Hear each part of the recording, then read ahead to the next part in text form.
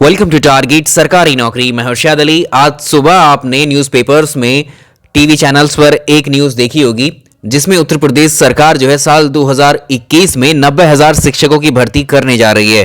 जी हाँ, 68,569 शिक्षक भर्ती की कंप्लीट होने के बाद में 2021 में यानी इस साल ये भर्ती आपके लिए आने वाली है, जिसमें आपकी प्राइमरी शिक्षक भर्ती और जूनियर शिक्षक भर्ती 90,000 में ही शामिल हैं सारे के सारे पद। तो ये आपके लिए गोल्डन अपॉर्चुनिटी है। इस बार जिनका सिलेक्शन पिछली 2 भर्तियों में नहीं हो पाया है वो इस बार इसको सीरियसली लेकर चाहते हैं तो सिलेक्शन ले लीजिए, वरना इस साल के बाद में तो नौकरियों का ही पता नहीं लगने वाला है यूपी में कि कब आएंगी और कहां से आएंगी। इसी परीक्षा की तैयारी के लिए हमने चैनल पर जो है मैथ्स की क्लासेस प्रॉपर शुरू कर दी हैं। आप देख भी रहे हैं और अच्छा रिस्पांस आपका आ रहा है। कंटिन्यू रहेंगी क्लासेस, फिक्र करने की जरूरत नहीं है आपको जरा भी। इसके साथ साथ हम CTP child development and pedagogy की क्लासेस जल्दी ला रहे हैं, लाइव सेशन आपके लिए। इंतजार करिए। तो अभी 1 से 2 लेक्चर आपको मिल रहे होंगे, इन संख्याओं को हम बढ़ा देंगे आगे। शिक्षा की गुणवत्ता से यहाँ कोई भी समझौता नहीं है। एक एक टीचर फैकल्टी यहाँ बहुत बेहतरीन आपको अच्छे से समझाएंगे, अच्छे से पढ़ाएंगे। यानी हमारा सिस्टम अब जो है पूरी तरह से अपग्रेड कर रहे हैं हम इसको।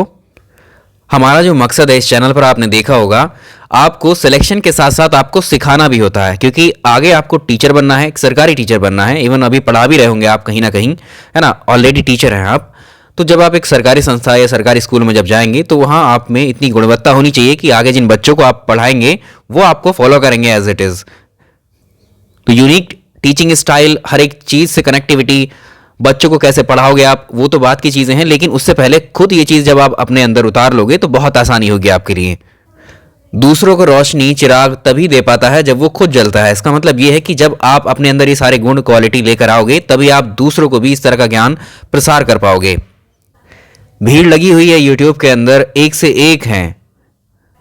बहुत अच्छे अच्छे क्रिएटर्स भी हैं यहाँ पर और बहुत ज़्यादा कूड़ा करकट वाले भी क्रिएटर्स हैं यहाँ अवेलेबल। आपकी पसंद है, ये आपकी चॉइस है कि आप किसे पसंद करते हो, किसे फॉलो करते हो।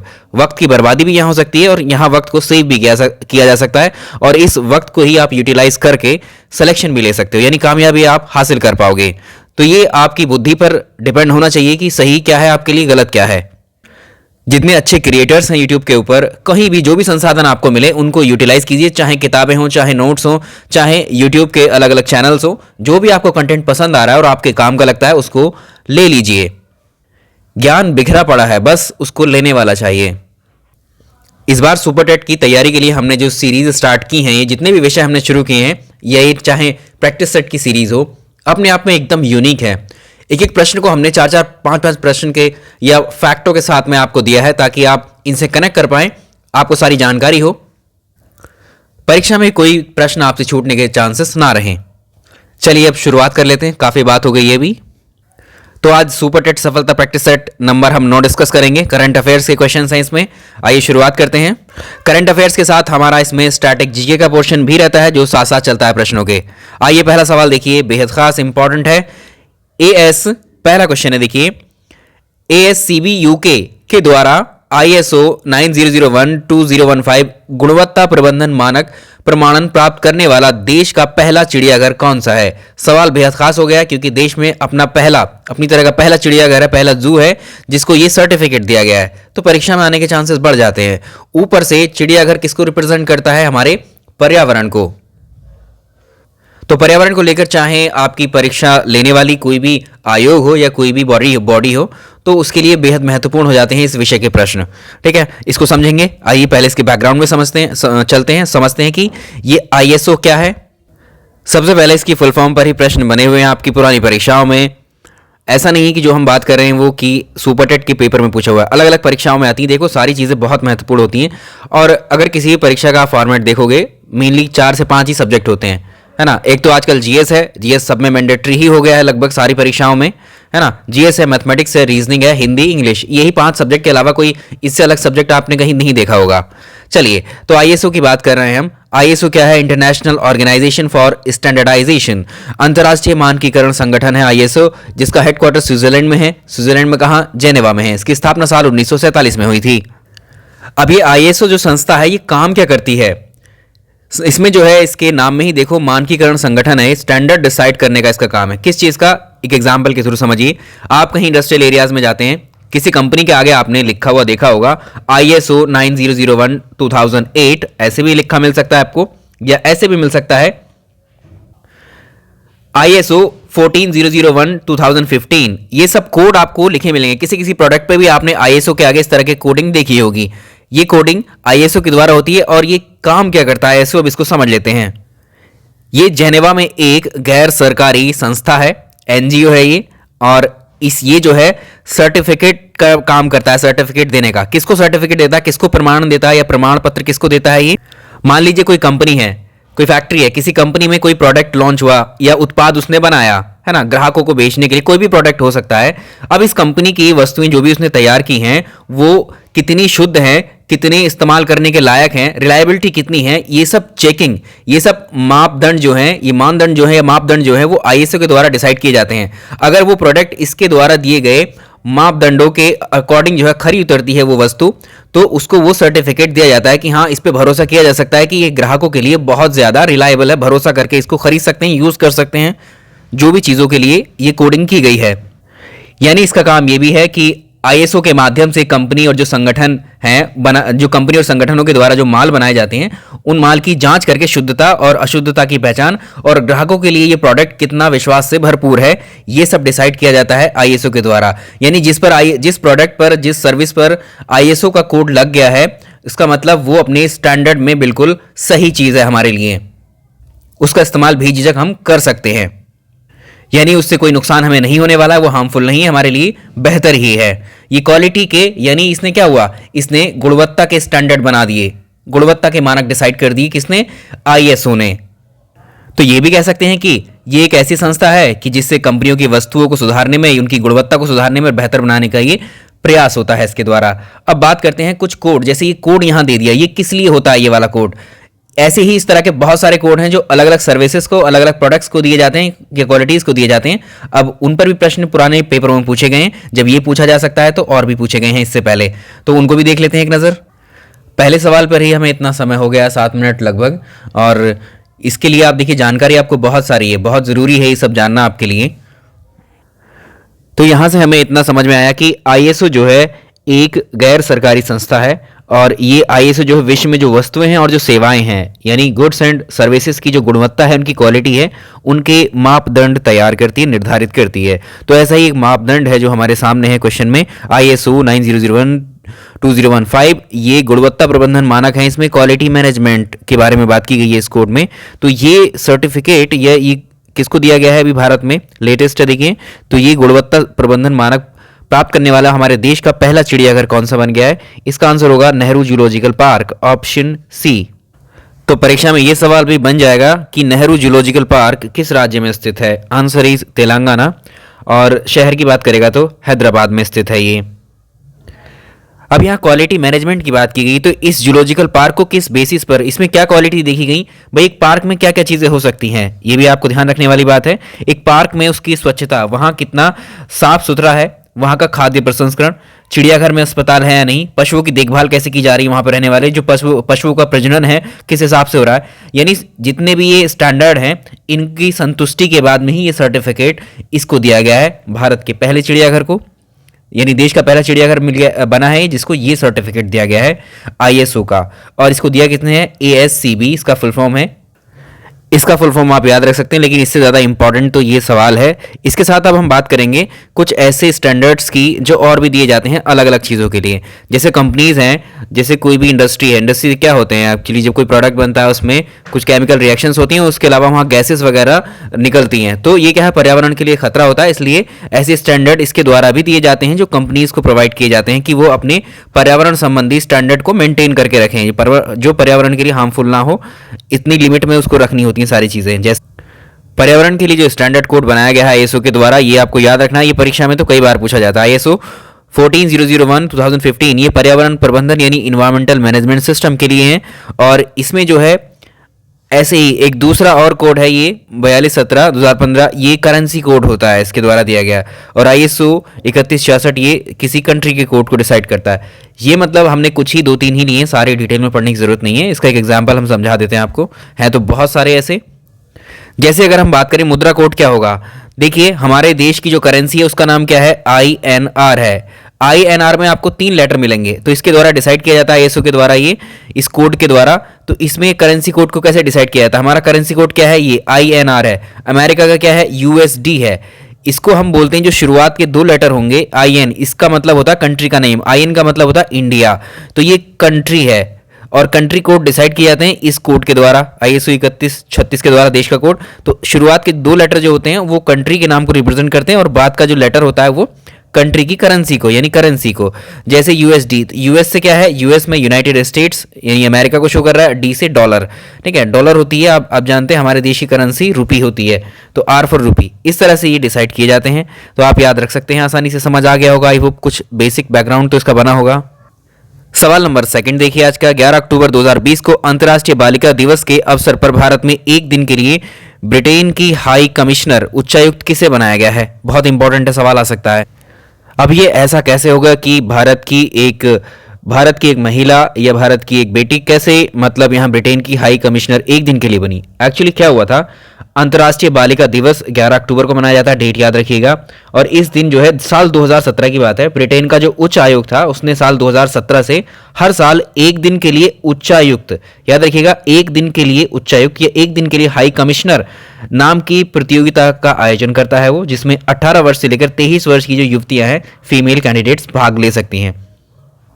इसी के तहत इन्होंने पार्टिसिपेट किया, और ये अब जो हैं 11 अक्टूबर को अंतर्राष्ट्रीय बालिका दिवस के अवसर पर जो ब्रिटेन का ये प्रोग्राम था, इसमें वार्षिक प्रतियोगिता है, इसमें जो है ये चौथी युवती हैं। कौन? अभी इस क्वेश्चन का आंसर क्या होगा? इसमें देखिए ये हैं चैतन्या वेंकटेश्वरन। तो ये इस तरह से यहां पर याद रखिएगा, ब्रिटेन की हाई कमिश्नर बनने वाली चौथी महिला हो गई हैं, क्योंकि 2017 से स्टार्ट हुआ था। इन्हें क्यों मिला?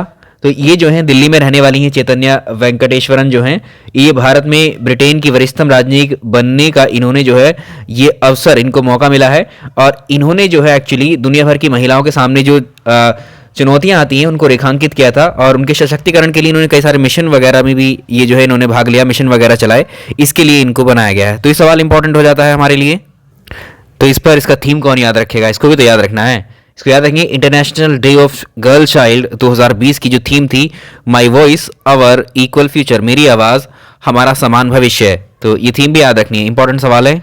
सवाल नंबर अगला बेहद बेहद इंपॉर्टेंट है, मार्क कर लीजिए, सवाल तो पूछा ही जाएगा आपसे। सितंबर 2020 में केशवानंद भारती, जो स्वामी केशवानंद भारती हैं, इनका निधन हुआ है। उन्होंने 1970 में भूमि सुधार पर किस राज्य सरकार को चुनौती दी थी? अगर हम बात करें स्वामी केशवानंद भारती की, तो ये केरल का एक इडनीर हिंदू मठ है, इसके प्रमुख थे। इनका निधन हो गया है अभी। इन्होंने क्या किया था, जो केरल सरकार थी, केरल सरकार के 2 भूमि सुधार कानून थे, उन कानूनों को जो है इन्होंने सुप्रीम कोर्ट में चुनौती दी थी। उसके बाद इस पर फैसला आया था इस केस पर। इस केस को जाना जाता है केशवानंद भारती बनाम केरल राज्य। तो केशवानंद भारती बनाम केरल राज्यवाद के नाम से ये प्रसिद्ध है। और इसमें जो है इस मामले में जो सुप्रीम कोर्ट है, सुप्रीम कोर्ट की 13 सदस्यों की पीठ बैठी थी, जिसमें एक डिसीजन निकला कि जो हमारा संविधान है, संविधान का जो मूल स्ट्रक्चर है, जो बेसिक स्ट्रक्चर है, उसको संसद अमेंड नहीं कर सकती, उसमें संशोधन चेंजेस नहीं कर सकती है। इसको याद रखेंगे, केशवानंद भारती बनाम केरल राज्य केस में संविधान की मूल संरचना, जब इसका आउटकम आया था रिजल्ट, तो संविधान की मूल संरचना को जो है संसद के द्वारा संशोधित नहीं किया जा सकता है। तो इसका आंसर किस राज्य सरकार को चुनौती दी गई थी? केरल राज्य। ये तीनों सवाल बेहद खास हैं इस साल के, आगे भी ऐसे ही हैं सारे सवाल, देखते हैं। सवाल नंबर अगला बहुत इंपॉर्टेंट है, आने के पूरे चांसेस। 15 दिसंबर 2020 को, लेटेस्ट इसी महीने करंट से, सार्वजनिक क्षेत्र के, सार्वजनिक मतलब पब्लिक सेक्टर की बात चल रही है, कौन सी सरकारी कंपनी है? 15 दिसंबर को सार्वजनिक क्षेत्र के किस उपक्रम को 2020 के प्रतिष्ठित गोल्डन पीकॉक पर्यावरण प्रबंधन पुरस्कार से सम्मानित किया गया है? जहां भी आप जिस सवाल में भी पर्यावरण का नाम सुनेंगे या देखेंगे या पढ़ेंगे, वो सवाल आपके लिए बेहद बेहद इंपॉर्टेंट हो जाता है उस वर्ष की परीक्षाओं के लिए, अगर वो करंट में बन रहा है तो ये अब इसका आंसर क्या होगा? देखो कौन सी कंपनी है ऐसी, पब्लिक सेक्टर की कौन सा पब्लिक सेक्टर अंडरटेकिंग है? तो ये है सेल, भारतीय इस्पात प्राधिकरण limited, steel authority of India limited को जो है साल 2020 का गोल्डन पीकॉक पर्यावरण प्रबंधन पुरस्कार से सम्मानित किया गया है। सेल के अध्यक्ष कौन है? अनिल कुमार चौधरी जो हैं। तो इन्होंने कहा है कि सेल ने लगातार 2 बार ये पुरस्कार जीता है, और ये जो है कंपनी के द्वारा किए जा रहे जो पर्यावरण की दृष्टि से एक तरीके से ग्लोबल वार्मिंग और जलवायु परिवर्तन के लिए बहुत सारे मुद्दों को ध्यान में रखते हुए कंपनी ने जो है अपनी इन्वायरमेंटल परफॉर्मेंस को बेहतर किया है। तो इसका आंसर हो जाएगा SAIL. Steel authority of India limited को मिला है गोल्डन पीकॉक पर्यावरण प्रबंधन पुरस्कार। सवाल नंबर नेक्स्ट देखिए, हॉकी विश्व कप 2018 जो पुरुषों के लिए था, यानी मेंस हॉकी वर्ल्ड कप जो है, इसका खिताब बेल्जियम ने किस देश को हरा करके जीता? ध्यान से थोड़ा सा आंखें खोलनी है यहाँ पर, क्योंकि यहाँ पूछा है जो उप विजेता रहा है, रनर अप वाला आपको बताना है, यानी जिसको हराया गया है। बेल्जियम ने तो ये जीता है। चलिए, तो इसकी बात कर रहे हैं हम। जो हॉकी विश्व कप 2018 है, 2018 वाला मेंस का हॉकी वर्ल्ड कप भारत में इसको किया गया था। इसका आयोजन भारत में किया गया था। किधर? भुवनेश्वर, उड़ीसा में। ये 14th एडिशन था इसका, और इसमें जो फाइनल में पहुंची थी वो बेल्जियम और नीदरलैंड थे। जब बेल्जियम ने इसको जीत लिया है तो जाहिर है फाइनल में कौन हारा होगा? Netherland, option C. चलिए, अब बात कर लेते हैं, ये तो पुराना वाला हो गया, हॉकी विश्व कप 2018 जो जीता है किसने? बेल्जियम ने नीदरलैंड को इसमें हराया है, और ये भारत में हुआ था। ठीक है, तो ये प्रश्न भी पूछता है कि कौन सा कहां पर आयोजित हुआ था। अब आगामी जो पुरुष हॉकी विश्व कप होगी वो कब होगा? ये होगा अगला हॉकी विश्व कप 2023 में खेला जाएगा, और इसकी मेजबानी भी भारत करेगा। तो दोनों प्रश्न इंपॉर्टेंट है, कोई सा ना कोई सा आ जाएगा। इसके साथ ही जो महिला विश्व कप है हॉकी का, वो 2022 में आयोजित किया जाएगा। इसको नीदरलैंड और स्पेन कर रहे हैं।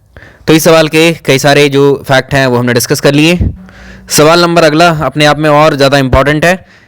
हाल ही में केंद्र सरकार के द्वारा जो लोकसभा और विधानसभा चुनाव में लड़ने वाले उम्मीदवारों की जो मतदान है उसमें खर्च सीमा को कितने प्रतिशत की बढ़ोतरी की गई है? देखिए, लोकसभा के जो इलेक्शन होते हैं उसमें चुने जाते हैं एमपीज, मेंबर ऑफ पार्लियामेंट, इन्हें हम कहते हैं सांसद। और जो विधानसभा के चुनाव होते हैं, असेंबली के, स्टेट असेंबली के जो चुनाव होते हैं, उन्हें हम कहते हैं MLAs, member of legislative assembly, या इन्हीं को बोलते हैं विधायक। चलिए, बहुत ही इंटरेस्टिंग है ये वाला जो क्वेश्चन है आपके लिए जानना। यानी एमपी यानी सांसद या मेंबर ऑफ पार्लियामेंट के इलेक्शन के लिए, यानी लोकसभा में इलेक्शन में खड़े होने के लिए एक उम्मीदवार अपने चुनाव प्रचार में कितना पैसा खर्च कर सकता है, उसकी सीमा के बारे में बात की गई है।